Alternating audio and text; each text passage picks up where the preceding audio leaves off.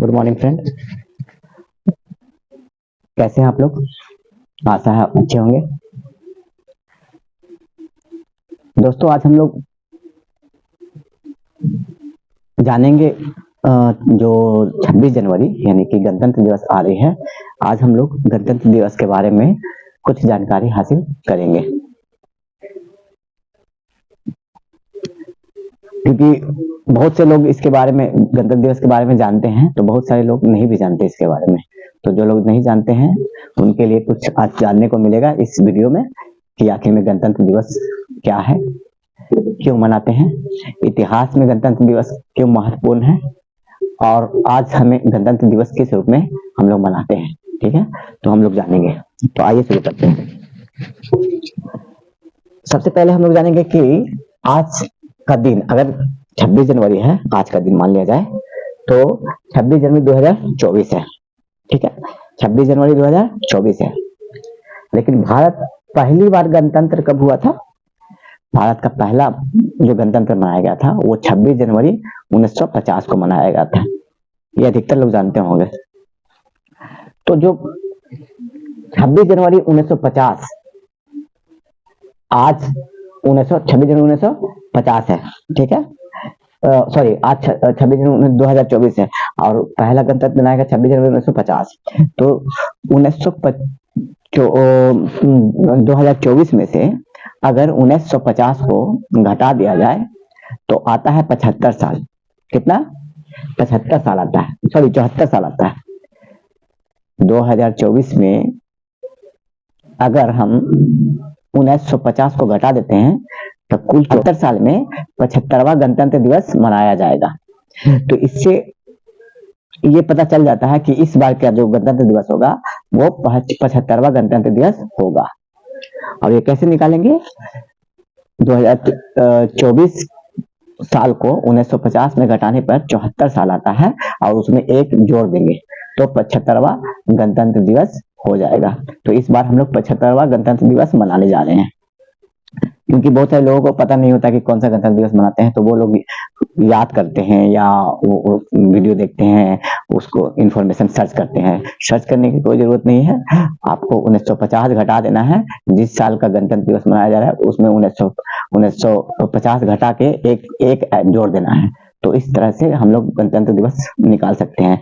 तो इस बार घटाने से 74 साल आता है और एक और जोड़ देंगे तो 75वां गणतंत्र दिवस इस बार मनाया जाएगा 2024 को। अब ये है कि दिन कौन सा पड़ रहा है? तो ये दिन पड़ रहा है शुक्रवार को। गणतंत्र दिवस शुक्रवार का दिन मनाया जाएगा इस बार। उसके बाद हम लोग आते हैं संविधान के बारे में जानते हैं, क्योंकि हम लोग जो गणतंत्र दिवस मनाते हैं तो गणतंत्र दिवस संविधान के उपलक्ष्य में ही मनाते हैं।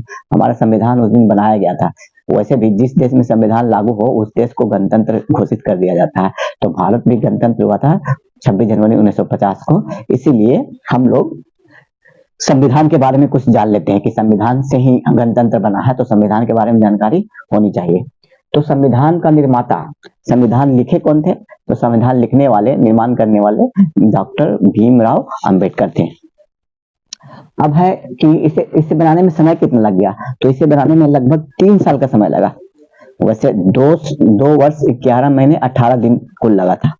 एक्यूरेट है, 2 वर्ष 11 महीने 18 दिन, यानी कि लगभग 3 साल लग गया था इस संविधान को बनने में। लेकिन ये संविधान तैयार हो गया था 26 नवंबर 1949 को। 26 नवंबर 1949 को ये बनकर तैयार हो गया था पूरी तरह से, लेकिन ये 26 जनवरी 1950 को लागू हुआ। यानी 2 महीने लग गए इसे सिर्फ लागू होने में। तैयार हुआ था 26 नवंबर 1949 को संविधान तैयार हो गया था और 26 जनवरी 1950 को संविधान लागू हो गया 2 महीने बाद। तो संविधान तैयार होने का समय आपको मालूम हो गया 26 नवंबर 1949 और लागू होने का समय 26 जनवरी 1950।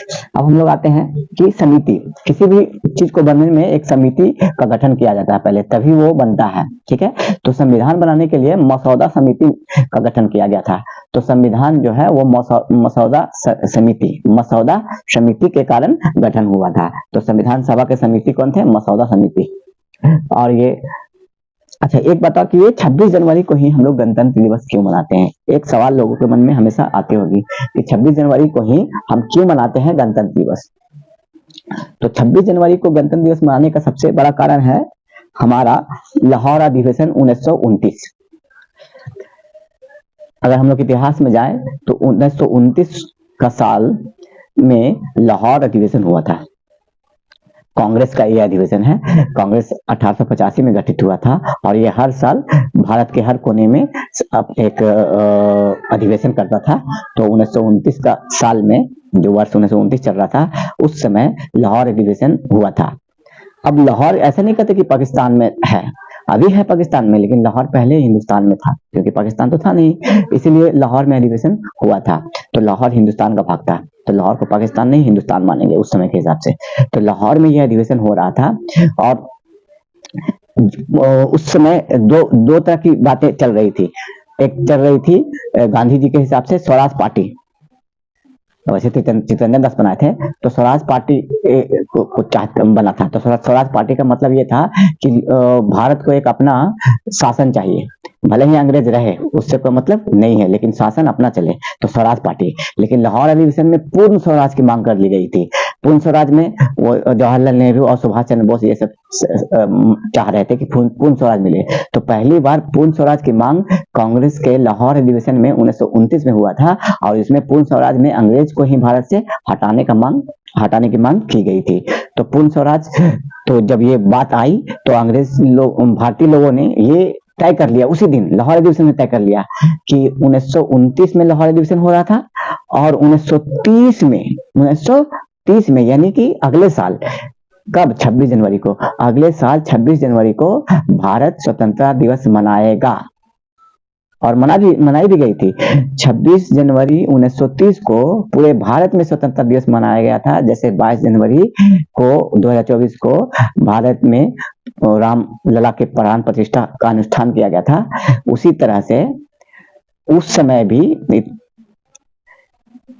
लाहौर अधिवेशन में ये फिक्स कर लिया गया था कि लाहौर अधिवेशन 1929 में हो रहा था और 1930 में 26 जनवरी को भारत पूर्ण स्वतंत्रता मनाने की घोषणा की गई थी। तो 26 जनवरी 1930 को स्वतंत्रता दिवस मना लिया गया था। लेकिन हुआ ये कि भारत जब आजाद हुआ तो उस समय 15 अगस्त था, तो स्वतंत्रता दिवस 15 अगस्त को मना लिया गया। तो अब क्या हो जाए, ये 26 जनवरी का दिन तो बेकार ऐसे चला जाता। तो क्या किया गया कि हमारा रिपब्लिक डे यानी गणतंत्र दिवस के दिन को ये 26 जनवरी के रूप में फिक्स कर दिया गया। तो जो हमारी जो पहली बार स्वतंत्रता दिवस मनाया गया था 26 जनवरी 1930 को लाहौर अधिवेशन में जो फिक्स किया गया था, उसी के चलते हम लोग 26 जनवरी को हमेशा रिपब्लिक डे मनाते हैं। तो लाहौर अधिवेशन में जो बातें रखी गई थी कि 26 जनवरी और 26 जनवरी 1930 को जो भारत में स्वतंत्रता दिवस मनाया गया था पहली बार, उसी के चलते हम लोग 26 जनवरी को हमेशा मनाते हैं रिपब्लिक डे। उसके बाद हम लोग आते हैं कि इसमें होता क्या है। सबसे पहले जानते हैं कि होता क्या है। तो राष्ट्रपति, अभी तो भारत के राष्ट्रपति द्रौपदी मुर्मू हैं, तो राष्ट्रपति होते हैं वो झंडा फहराते हैं दिल्ली में जाके इंडिया गेट पे, ठीक है। और उसके बाद राष्ट्रपति भवन में भी झंडा फहराया जाता है। उसके बाद दिल्ली में एक कर्तव्य पथ है, पहले इसे अशोक राजपथ कहा जाता था, अब इसका नाम बदल के कर्तव्य पथ कर दिया गया है। तो दिल्ली में कर्तव्य पथ है और कर्तव्य पथ कैसे जुड़ा हुआ है, एक तरफ से इंडिया गेट के पास अमर जवान ज्योति है और बीच में कर्तव्य पथ है और एक तरफ राष्ट्रपति भवन है रायसीना पहाड़ी पे। तो इसी तीनों जगह पे सशस्त्र बल का परेड किया जाता है। होता यह है कि सशस्त्र बल के लोग परेड करते हैं। सशस्त्र बल का मतलब जल सेना, स्थल सेना और वायु सेना, तीनों सेना के कमांडर जो होते हैं, मेन हेड होते हैं, सीडीएस होते हैं, ठीक है। तो मैं सबके बारे में बताऊंगा कौन कौन क्या है। ये होते हैं और उनके द्वारा परेड किया जाता है और झांकियां निकाली जाती हैं, ठीक है। झांकियां में दिखाया जाता है कि हर हमारे देश में जितने राज्य हैं सब में क्या क्या खूबियां हैं, अपने अपने कला संस्कृति को दिखाते हैं। उसके बाद ये जो परेड है वो रक्षा मंत्रालय द्वारा आयोजित किया जाता है, ठीक है। तो रक्षा मंत्रालय जो है इसके आयोजन करते हैं और इसमें जो भारत में जितने नौजवान सभी शहीद हुए हैं उनकी श्रद्धांजलि इंडिया गेट के पास अमर जवान ज्योति है वहां पे पुष्प चढ़ाकर किया जाता है। तो पुष्प चढ़ाने का काम इंडिया गेट पे हमारे देश के प्राइम मिनिस्टर करते हैं। पुष्पार्जन करके हमारे देश के जितने शहीद हैं उनको श्रद्धांजलि दी जाती है अमर जवान ज्योति के पास। उसके बाद है इसमें 21 पहले तो 21 तोपों की सलामी दी जाती है। उसके बाद राष्ट्रीय झंडा राष्ट्रीय ध्वज फहराया जाता है और राष्ट्रीय ध्वज के बाद तुरंत राष्ट्रगान गाया जाता है। राष्ट्रगान 52 सेकंड के लिए गाया जाता है और राष्ट्रगान जो है वो रविन्द्रनाथ टैगोर ने इसकी रचना की थी। लेकिन राष्ट्रगान जब गाया जाता है तो कोई भी लोग बैठ नहीं सकता है, देश के सम्मान में सबको खड़े हो जाना चाहिए। तो याद हमें रखें कि राष्ट्रगान जब भी गाया जाए कोई भी व्यक्ति कहीं बैठा ना रहे, उनके सम्मान में खड़ा होना पड़ता है। उसके बाद है